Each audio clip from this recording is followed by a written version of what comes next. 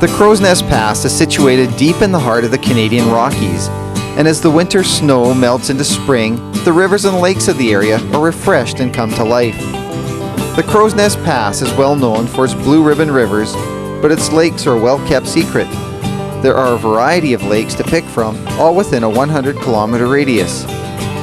The lakes are stocked annually and managed well, enabling a solid sport fishery along with a sensible kill fishery. It's early May, the rivers are high and closed, but the lakes of the Crowsnest Pass are full of fish and ready to satisfy fishermen of all kinds. Lakes of the Crowsnest Pass, that's today, as Streamlines proudly presents Sport Fishing on the Fly.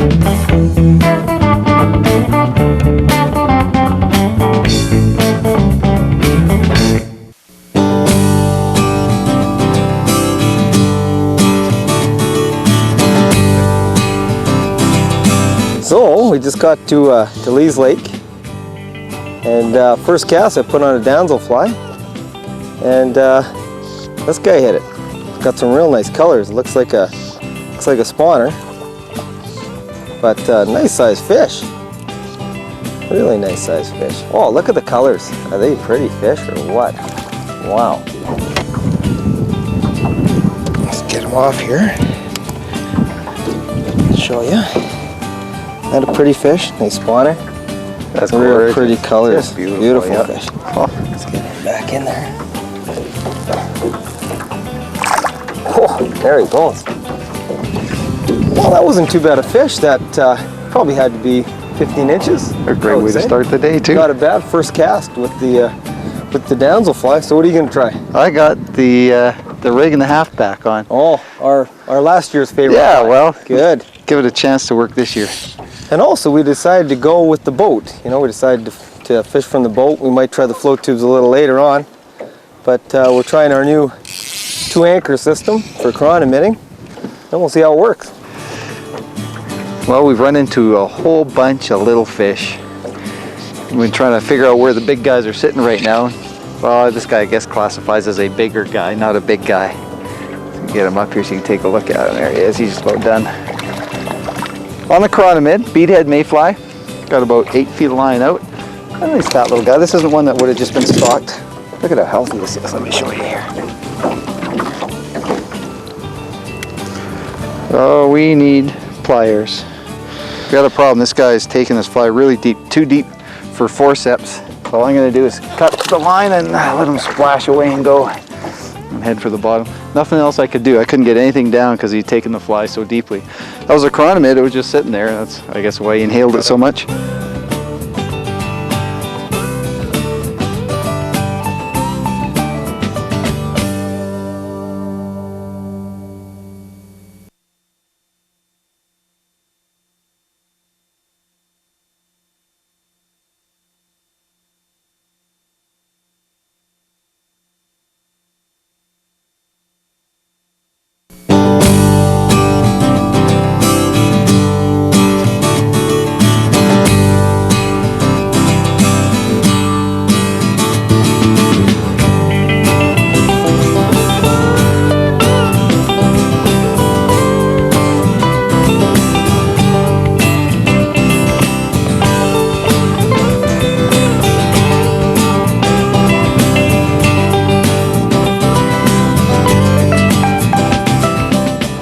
Well, here we are, our third lake of the day. We started at Island Lake. It was really muddy.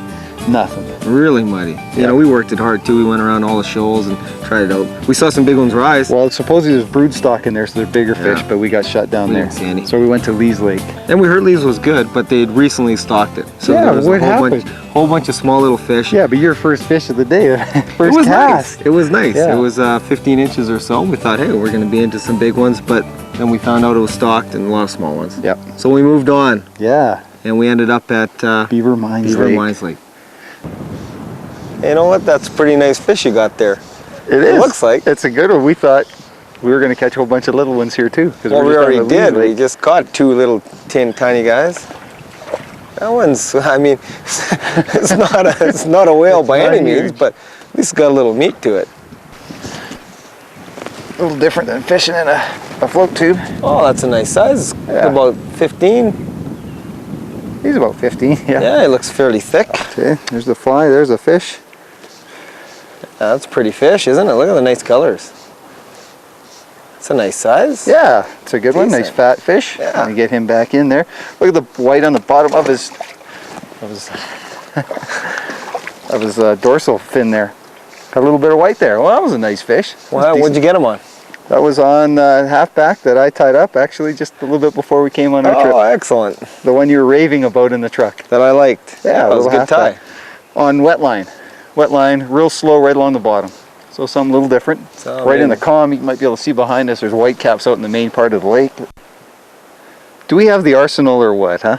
Come to a lake, spend 5 minutes at it, plug a couple of fish. You said this was a little one. I thought it was. You know, it felt kind of small. It hit hard and then jumped, and it felt kind of small, but it's actually giving me a little tussle. It's not as big as your last one. It's probably only 13, 14 inches, but Oh, but still. I mean, That's a nice fish. Yeah, for what we've been catching, I'll take it. Hey, it's got a Well, little we meat get to so him. spoiled because we're used to catching the 18 to 20 inch fish all the time over in it's got- British Columbia. And look at the pretty. Oh, it's got really nice colors to them too. That is a nice fish. We're right. You're right. We are spoiled. We do get to catch a lot of big fish in BC, and now that we're into Alberta here, I know they've got the big fish. But let's turn them over. Oh, but we've been fishing this lake for 5 minutes. Yeah. Look at that. That's nice. Look, pretty fish. Whoa, whoa, whoa! There he is. Doesn't like to be on film. That's a nice rainbow. There's a nice rainbow. There he goes. That's not bad. What'd you get that on? I halfback. You got halfback on too? With sink tip, just down a bit, bringing it in nice and slow right from shore. So not too bad at all. So last year's fly of the year starting to come through. Yeah, the halfback's being good here. We had the leeches on earlier. They were effective. Well, I was catching smaller fish on the leeches. First couple smaller fish I had were on the small. leeches. Yeah.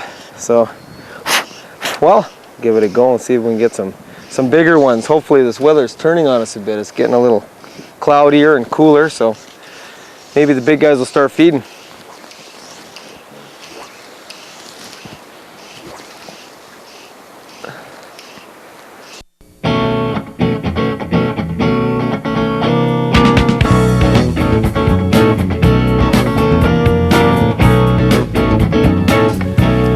As a professional fly fishing guide, I see a lot of different casting styles and techniques. One of the biggest problems in casting that I see with most people is they produce what's called a tailing loop. And what that is basically when the line tangles itself at the end of the fly and it puts wind knots in your leaders, makes for a terrible mess, can really cause you a lot of problems. Two of the biggest reasons for this, more than anything, is that we break a little too much at our wrists when we're casting. So you want to try and keep your wrist a little bit stiffer on the stroke. Next thing is a lot of times when we're casting, we may think our wrist is pretty stiff, but we lead with our elbow into the bottom turn. What that looks like, if I break with my wrist, it's like this. The loop opens and it drives down. What you want to do is keep it nice and firm, keep the wrist nice and steady. To break at the elbow, it looks like this. You'll see our arm come forward, just like that. And it caused the tailing loop just like that as well. What we want to do to correct that is think of pushing your hand forward all the time. Your hand should lead each stroke. If you do those simple things and work on those two things, don't break at the wrist and try to lead with your hand instead of leading with your elbow, That'll help you out in your casting. Good luck and some great fishing out there.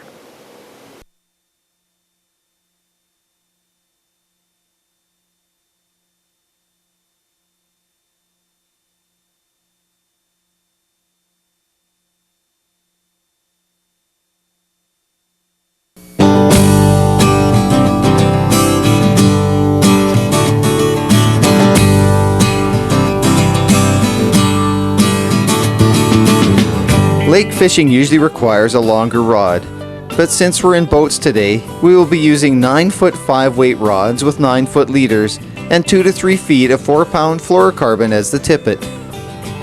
Casting wet line, it's a joy, it's just like casting dry line.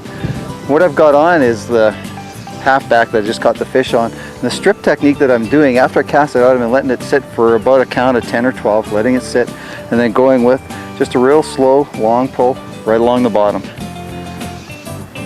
Of course, now we've got the camera on, we're probably not going to pick up a fish, but that's the technique that I was using. Just, what's that, about a 6-inch pull probably, fairly slow.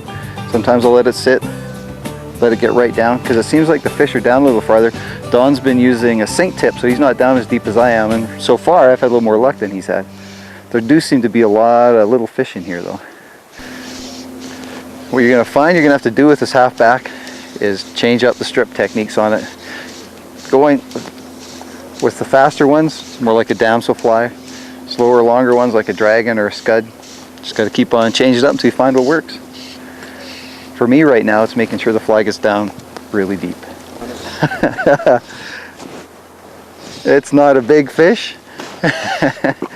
We shut down for half a second there. Not a biggie, but not bad. But see, that was the key, was letting this little guy get right down to the bottom. I mean, this isn't as small as we were catching at Lee's Lake. This puts a little bend in the rod. Not a bad size. Oh, he got off. Oh, what? So there. See, it does work. You just, today, it's deep. Make sure you get it down deep. And is Don going to put the wet line on? Not yet.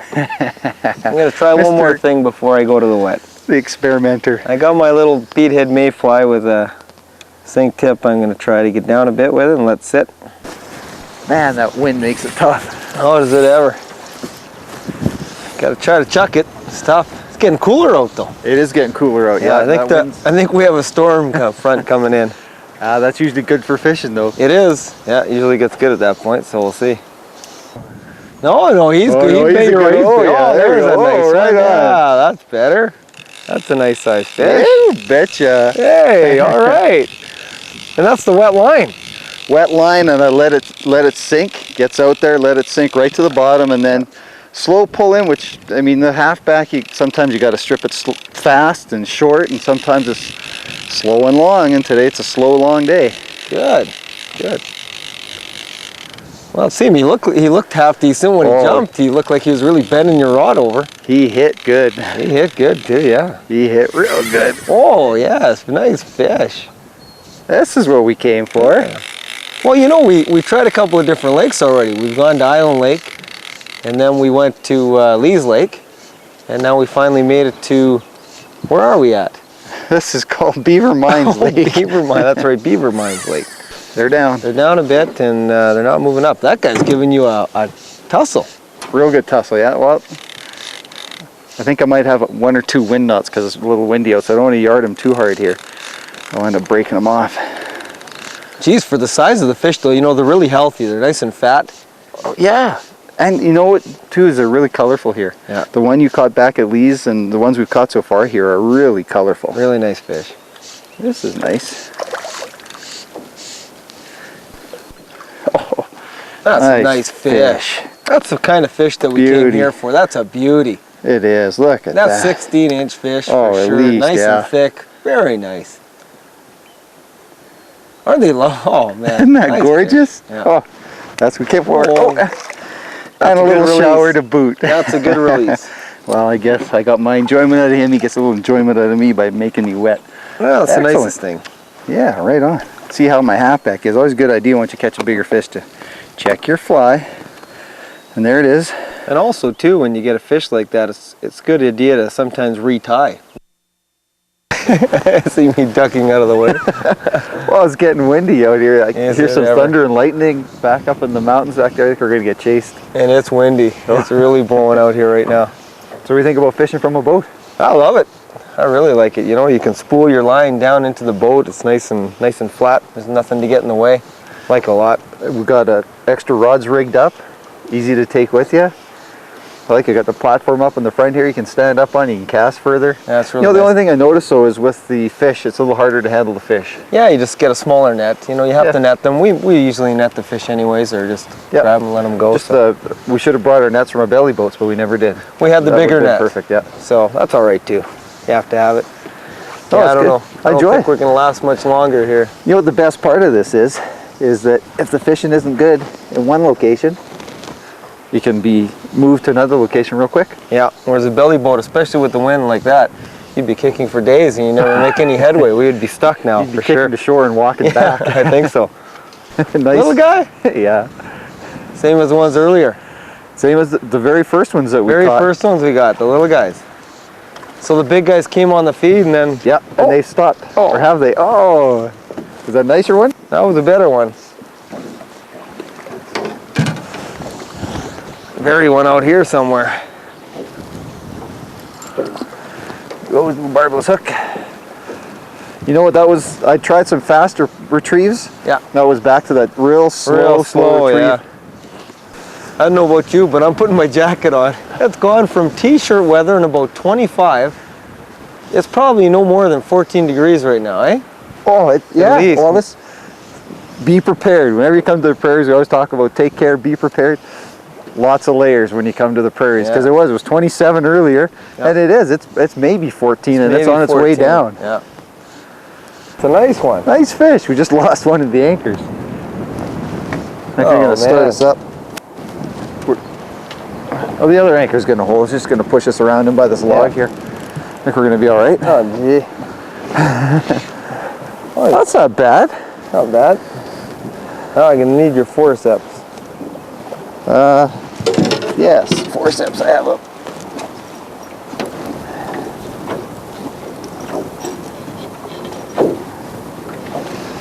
There you go. Alright, there he is. Nice little guy. Yeah, Not about bad 14 size. incher. They got pretty color. Nice Really pink nice. stripe down the At side. least he's a little bigger than what they were before. Oh, I think we have to bail out of here. Oh yeah. Too windy. Right over, right behind where our camera is, it is pitch black. So we're gonna get wet real quick here. But hey, it's a good lake. Nice sized fish. Not bad at all.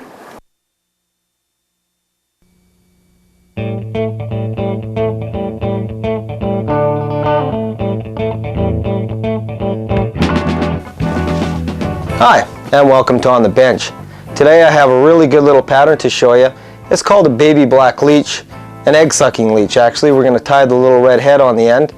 Reason I like to use this fly is when fishing chironomids has kind of slowed down, you know, the fish have been feeding for a couple hours on them, they like to pack their stomachs by taking a leech. Really effective way to fish after a chironomid hatch has stopped is to put on a small leech. So why don't you get this list of ingredients ready while I prepare to tie this fly.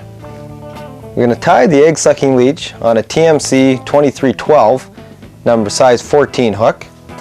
We're going to use some 8/0 black thread. For the body we'll be using some Dazzle Ink dubbing. For the head some fiery orange dubbing. And for the body and tail we'll be using some black marabou. To start the fly off I'm going to take a pinch of my Dazzle Ink dubbing. I'm going to roll it onto my thread and just form a small little butt section onto the very tail end of the fly. This way it's going to hold our marabou tail up nice and upright when we put that on. So we'll just wrap it in as a nice little section at the back. I've now grabbed a black marabou feather, and what we're going to do is we're going to take the bottom fibers off this feather. We're not going to use the top ones very much because they're really thin. We're going to use the fluffy ones at the bottom. Take a good pull of fibers off there, a good pinch of them. So you got quite a few, nice little bunch to hold between your fingers, and we'll tie it onto the hook. And don't worry about how much you tie on to the back, because what we're going to do is pull these off. Now what we're going to do is wrap my thread forward to cover up all that excess material that I've had of marabou. I'm going to take another pinch of my Dazzle ink, just a small little bit, wrap it onto my thread, just dub it on, and we're just going to form a second section up onto the body. Now I've taken my black marabou again. We're going to clip off another bunch, even them up, and put this on just above the dub section we just put in. And again, just wrap it forward slightly to hold that bunch down. Now we're going to pull back our wing we just put in, a marabou. We're going to snip it, just pull it back just so it's almost the length of the tail, just not quite, so it folds back almost to the end of the tail. Again, I've wrapped forward my thread to cover up all that excess marabou at the top of the fly. Now we're going to take another section of our Dazzle ink, another small bit of material, dub it on our thread, nice and tight so it doesn't come off, and wrap it forward. Just keep filling in the body. And as we get further off in the fly, further up towards the eye, we want that body to be just a little bit thicker. For the final addition to the body, we're going to take another, quite a thick clump of marabou this time. Make it a little bit bushier. Pull it back. We're going to put that right in front of the last body section we just put in. Wrap it a bit up towards the eyelet. And again, pull this section back just so it's almost as long as the last section of marabou we put in. And pull real hard and snip it off. That way you cause a real nice layering effect in the fly. And the fish really like that because it undulates in the water. The final step in the fly is to take our fiery orange dubbing that we have, take a nice size pinch and dub it on. And this is going to form the egg head. And this is just like a leech has just picked up an egg and is trying to get away with it, and the fish really are attracted to this. The eggs of most trout are quite orange, and that's why this fiery orange really makes a good fly. And another trick that I do is to leave the orange quite fluffy. I don't trim it down much. I let that go back with the leech, and that really seems to be an attractor also. This fly is a great way to extend your fishing day, especially if the fish have been feeding heavy on chironomids. They love to take a black leech to pack their stomachs after. This little trick has worked lots of times for me. Hey, and give it a try and let me know if it works for you.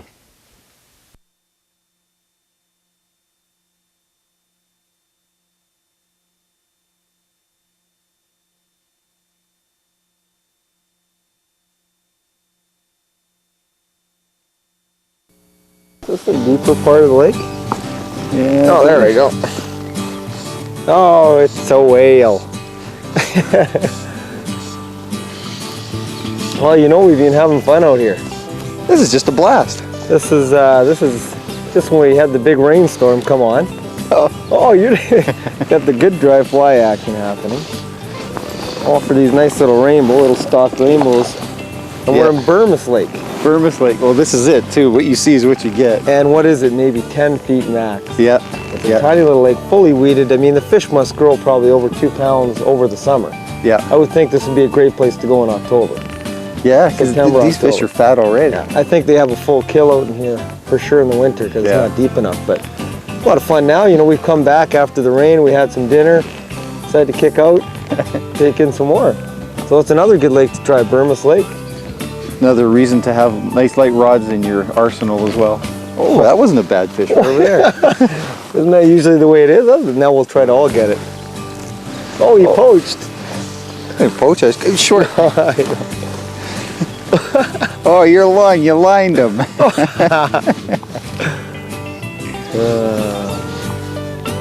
We'll see what happens.